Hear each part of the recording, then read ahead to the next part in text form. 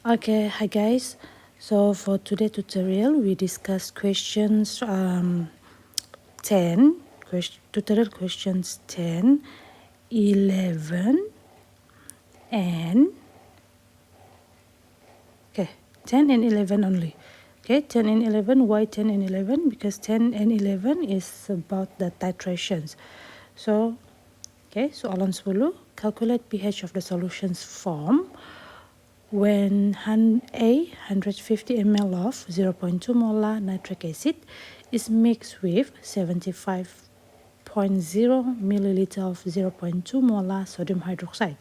Okay, now in the previous lecture, I already mentioned that calculations is not involved in your new syllabus, but then soalan tutorial ada calculation, so I just proceed with the tutorial questions. Okay, so dalam previous lecture, Madam ada mentions yang calculations tidak masuk dalam titration sudah. Okay, but dalam soalan tutorial, since dia ada juga dalam soalan tutorial, so Madam bincang jugalah dalam soalan tutorial. Okay, so mari kita bincang. So A, dia suruh kira pH of the solution. So first, you need to identify whether the titrations is between what type of the titrations. Is it between strong acid strong base or weak acid strong base ataupun strong acid with weak base. So sini dia guna nitric acid titrate with sodium hydroxide. So nitric acid is a strong acid and ini adalah strong base. So for the calculations of the titrations, kita guna ICE table. So ICE for initial, C for the changes, and sorry, not ICE table, but ICF. Kalau ICE table, I for initial, C for changes, E for equilibrium. But for titrations and Henderson-Hasselbalch buffer solution, we use ICF table, initial, change and final. Okay, and kita guna mol. Okay, untuk titrations and buffer kita guna mol instead of concentrations. So initial mol, first you need to find the initial mol for each base and acid. So sini dia bagi volume and molarity. So to find mol for nitric acid, MV over 1000. Okay, because dia punya volume in milliliter, so dia over 1000. So mole of nitric acid is 0.03. Okay, so this one is volume for sodium hydroxide, ini dia punya molarity. So we use mol equals to MV over 1000 to find the mole for nitric acid and mole for sodium hydroxide. So ini bagi dash because dia liquid. Okay, so mole for sodium hydroxide is 0.015. Okay, so itu initial. Now changes for buffer and titrations, bahagian change in mole ini kita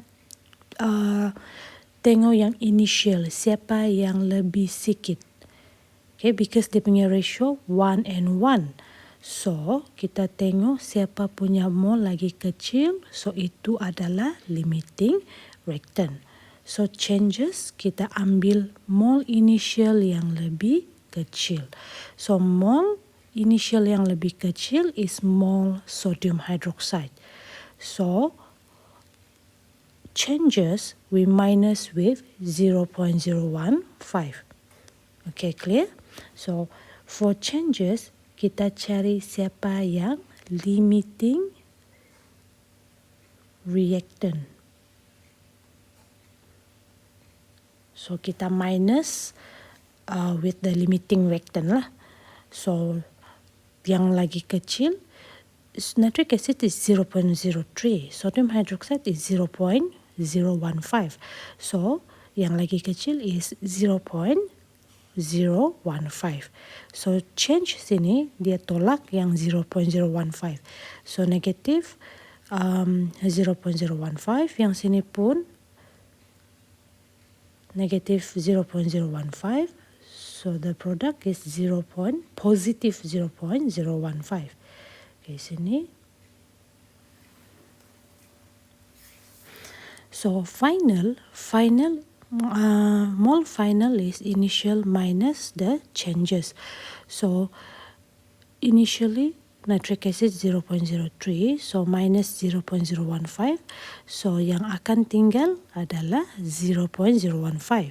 For sodium hydroxide, initial is 0.015 and dia tolak 0.015, so no excess of sodium hydroxide. Okay, so yang excess adalah acid, so kita cari new concentrations for nitric acid. So total volume, the new volume is 150 plus 75 is equals to 225. Okay, 225 ml. So concentrations of nitric acid is the mole final 0.015 divided by new volume 0.225, so akan dapat 0.0667 molar. And since nitric acid is the strong acid, so strong acid they are fully dissociate, so concentrations of hydrogen ion is equals to concentrations nitric acid 0.0667 molar. So pH negative log concentrations hydrogen ion, so pH is 1.18. Okay, so for the calculations of titrations, first you need to find the mole. Cari dulu dia punya mole initial, and then for the changes, okay, ambil yang limiting reactant, and final kita tengok siapa yang excess. Okay, now macam yang ini, yang excess adalah nitric acid. So terus cari concentrations of nitric acid, and then from the concentrations of nitric acid you will get the concentrations of hydrogen ion. Okay, let's say yang excess adalah sodium hydroxide. Okay, so kalau yang excess adalah sodium hydroxide, maksudnya kamu akan dapat concentrations of hydroxide ion. Okay, so bila dapat concentrations hydroxide ion, cari dulu BOH. BOH negative log concentrations hydroxide ion. Okay, and then baru guna pH plus BOH equals to 14 untuk cari pH value. Okay, we depends on the final mole, siapa yang excess. Okay, siapa yang ada baki dia. If the acid, then you calculate the new concentrations and then you use pH equals to negative log concentrations hydrogen ion to find the pH. But if the excess is sodium hydroxide, then cari concentrations hydroxide ion and then you find the POH, guna pH plus POH equals to 14 to calculate the pH. Okay, B.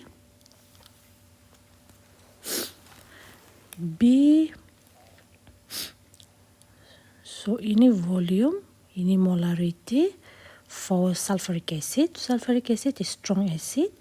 Volume and molarity for sodium hydroxide. So sodium hydroxide is strong base.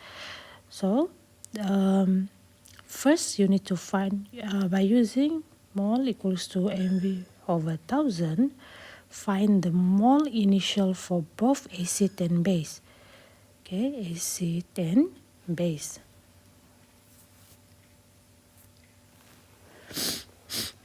Alright. So changes. Okay, changes. So kita tengok sini limiting reactant dia adalah sulfuric acid, which is 0.1125. Okay, ini yang limiting reactant. So sini limiting reactant, so kita guna itu. Alright, so sini because dia ada 2 di depan, so you need to times 0.01125 times 2. Okay, for the changes, so ini initial, change, final. For the changes, kita depends on limiting reactant.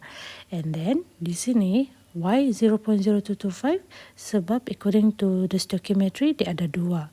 So 2 times limiting reactant 0.01125.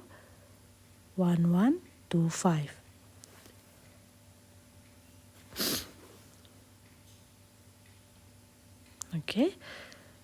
So n final initial minus changes. So sini 0, sini 0. Okay, tiada yang excess. There is no excess of acid and base. So yang ada cuma neutral salt. So pH is 7. Okay, if there is no excess of acid or base, kita depends on the salt dia lah.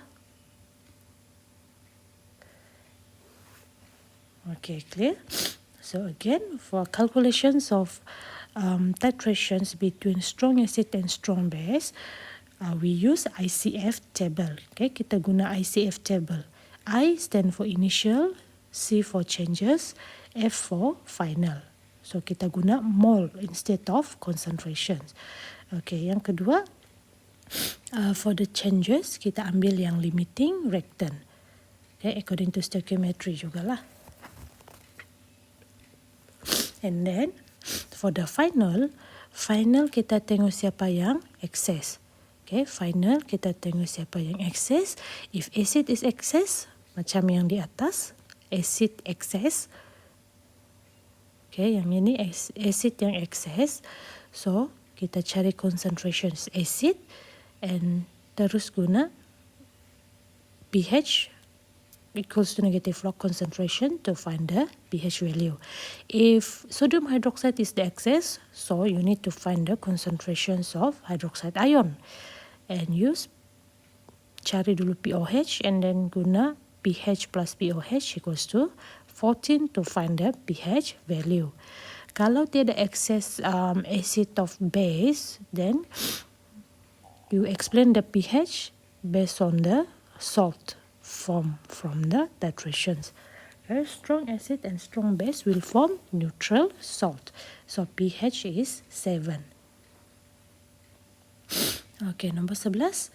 Sketch a titrations curve and give the suitable indicator for the following conditions of titrations. Okay, A, 25 ml of 0.1 HCl with 0.1 molar sodium hydroxide. So HCl is strong acid, ini adalah strong base. Okay, kita tengok siapa yang mula di depan. Dia tulis siapa dulu. So dia start with HCl. So your titrations curve start with pH of HCl. So HCl is strong acid, so they start below 2. Okay, and titrations of strong acid and strong base, equivalent point there is equals to 7. Okay, label the equivalence point. And since dia titrate with strong base, so dia akan berhenti di pH above 12. 13 or 14 macam tu lah. Okay, dia mesti berhenti di sini lah, 13. Okay, so indicator, methyl red or phenolphthalein. Okay, at least you have found 1 or 2 indicator yang sesuai for each type of titrations. Okay, B, titrations between ammonia and HCl. Ammonia is weak base, ini adalah strong acid. So dia punya ayat dia mulakan dengan ammonia. So your curve will start with ammonia lah. Ammonia is weak base, so dia below 12. Okay, kalau dia tulis, dia start with HCl with NH3, so your curve dia start dari bawah and pergi macam ni. Okay, tapi dia mula ayat dengan ammonia. So your curve start with ammonia and then dia slowly decrease pergi HCl strong acid below 1. Okay, an equivalent point for titrations between weak base and strong acid, pH dia less than 7. And the indicator methyl red.